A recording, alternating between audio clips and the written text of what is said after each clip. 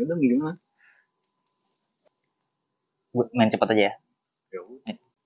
Kekerasan di dalam hubungan, toxic relationship ya. Kalau orang-orang bilang relationship ya. Kalau Zaman sekarang ya. Kali ini gue bakal bahas itu kekerasan dalam sebuah hubungan. Tidak harus KDRT ya kan, karena kita berdua belum menikah sama sekali ya kan.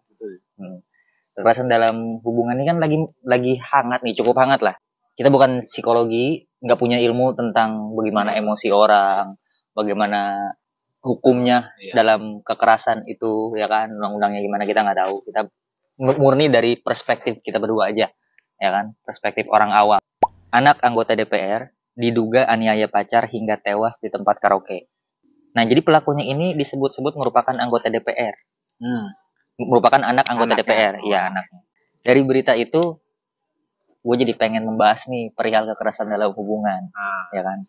Pastinya kan, entah kita berdua nih pernah jadi pelakunya kah? Pernah jadi korbannya kah? Atau kita punya teman-teman atau lingkungan kita yang melakukan itu. Kita ngelihat langsung gitu, experience gitu. Cowok yang... Ini kan, ini nggak melulu cowok, ada juga cewek kadang yang yang main fisik ya. Cuma kan di sini mayoritas kebanyakan cowok, ya kan. Karena mungkin ya cowok itu kan merasa dirinya kan super power ya, ibaratnya lebih kuat lah dari wanita gitu. Nah, tapi kalau gue pribadi sih ya, dalam berhubungan ya kan, pacaran lah atau apalah itu dekat sama lawan jenis, gue pribadi jujur nggak pernah sekalipun yang namanya main tangan sih. Kayak keras gitu. Ini bukan karena di kamera aja kan. Kalau lu pribadi pernah? Enggak sih. Sama yang dulu juga enggak pernah.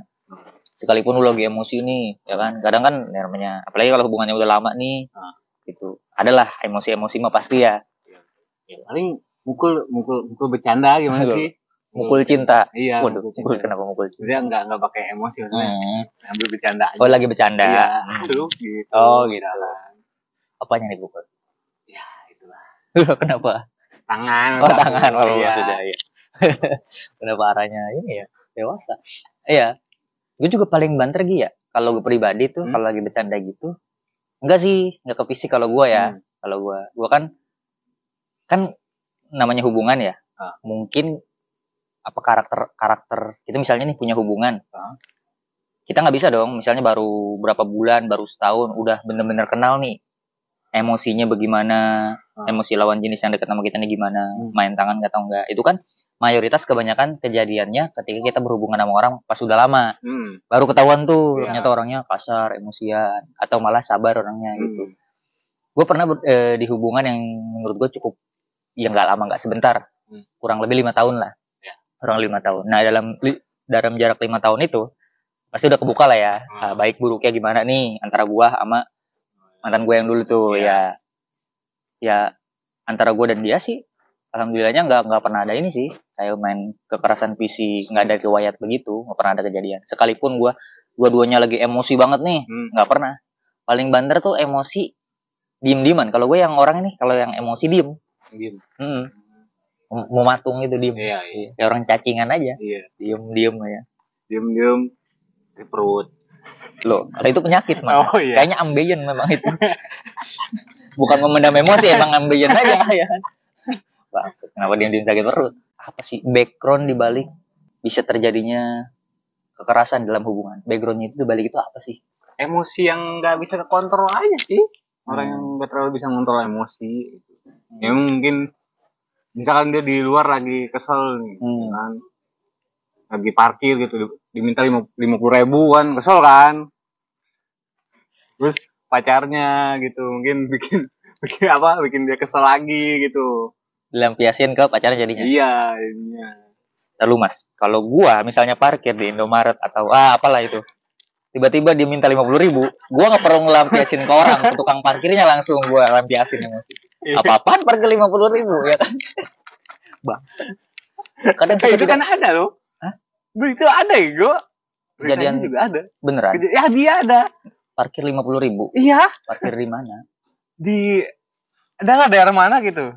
Oh, di mall gitu kali. Enggak. Parkir jalanan, pinggir pinggiran. Lalu untuk tukang parkir yang kadang-kadang suka menarikkan 50.000 kayak gitu. Ente mau naik haji? Wah, kenapa 50.000 parkir doang ya kan? Kenapa kita jadi ngomongin tukang parkir nih? Oh iya. Kita ngomongin kekerasan, ngomongin iya. emosi. Kita emosi dengan tukang parkir Iya kan? 50.000. Emosi kan? Nah. Ya bener berarti ya. Iya, bener kan? Emosi jadinya. Emosi jadi. Oh gitu. Mungkin menurut gue nih tadi balik lagi ya, back to the topic. Mungkin karena ada background, mungkin di hari itu dia lagi ada masalah nih. Iya. Terus ditambah mungkin pasangannya mancing-mancing emosi. Nah, jadi nggak kekontrol lah, akhirnya timbullah kekerasan. Berarti poinnya itu ada di kontrol diri ya. Segimana lu ngontrol emosi lu ya. Iya, benar. Pasti kan semua orang punya nih kontrol dirinya masing-masing ketika dia emosi ya kan. Kalau gue pribadi sih, sepengalaman gue mungkin ngejalanin hubungan atau bahkan hubungan pertemanan lah ya, hubungan pacaran gitu atau sama keluarga termasuk. Kalau gue tipikalnya yang lebih baik gue mendem emosi itu, gitu. Karena gue jujur dulu ya zaman baru puber lah ya. Wah emosi gue meledak-ledak dulu, gitu. Nah akhirnya banyaklah kejadian-kejadian yang bikin gue nyesel karena gue nggak bisa kontrol emosi gue. Akhirnya gue punya jalan satu-satunya mungkin gue harus nahan emosi gue nih, gitu. Memang benar kata orang kan ada yang bilang tuh kalau emosi dipendam tuh nggak baik, gitu kan. Kalau dipendam terus-terusan gue nggak baik, gitu, malah jadi penyakit buat lo. Gue setuju dengan itu, setuju gitu. Karena bagaimanapun emosi apapun itu sebisa mungkin ya lo keluarin aja gitu, biar lega gitu.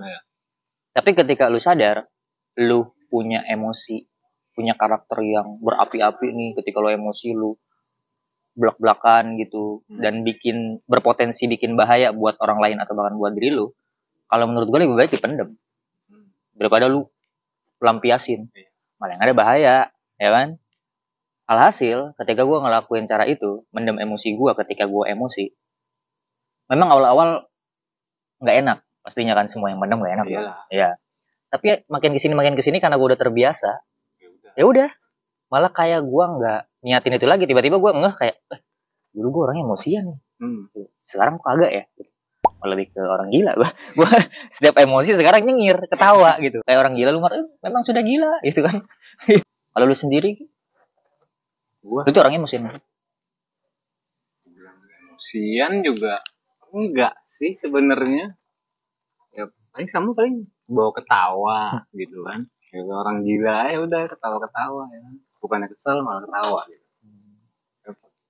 Ya, sama sih di masa-masa puber, sama sih. Pasti di masa puber tuh emang emosi emang lagi naik turun sih, lagi goyang sih. Iya benar. Lagi nggak tahu cara ngontrolnya lah ya. Iya, soalnya kan lagi mencari sesuatu. Jati diri lah ibaratnya. Jadi apapun itu dilampiasin, dikeluarin gitu ya. Iya, pengennya keluarin. Sini. Sadar ya, baru. Gue punya teman. Teman sekolah. Dia nih orang yang memang emosian, emosinya yang menggebu-gebu. Udah gitu ditambah ini orang ikut bela diri. Adalah bela diri tertentu. Ikut bela diri. Udah emosian, punya basic bela diri. Ya udah ya kan. Apa-apa dar aja diselesain dengan cara ayo berantem.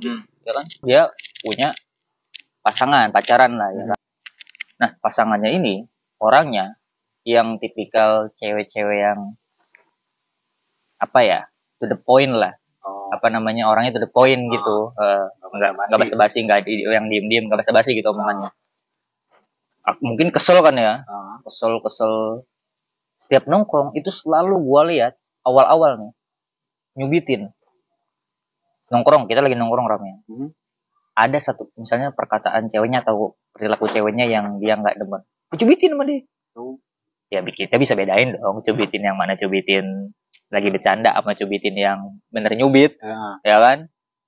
Dan itu masih diem tuh, nyubitnya masih gini. Gue kadang lihat, sekarang gue sama teman gue yang ngeliat tuh kayak dia nyubitin. Awal-awal gue pikir ya udah deh, kita hirauin dulu. Sampai ada satu momen, entah apa ya, masalah entah apa yang gue lupa kejadiannya kenapa gitu. Pokoknya sampai di momen tuh mereka lagi berantem dan lagi di tongkrongan. Itu ceweknya bener-bener cekek sama dia. Dia cekek, bener-bener cekek gitu. Dan itu ada gue dan ada teman gue. Akhirnya kita udah nggak bisa didiemin kan, udah kelewatan kalau menurut gue. Akhirnya kata teman gue nih, yang lihat kejadian itu juga. Itu di rumah teman gue juga nongkrongnya. Oh? Iya. Akhirnya lu kalau mau berantem jangan di sini. Itu di kandang burung no sono katanya. Lu Sempit. sempit. Ya, terlalu sempit. Ya. Sempit. Bangsat. Ya, teman gue juga tolol kalau solusinya di kandang burung gitu.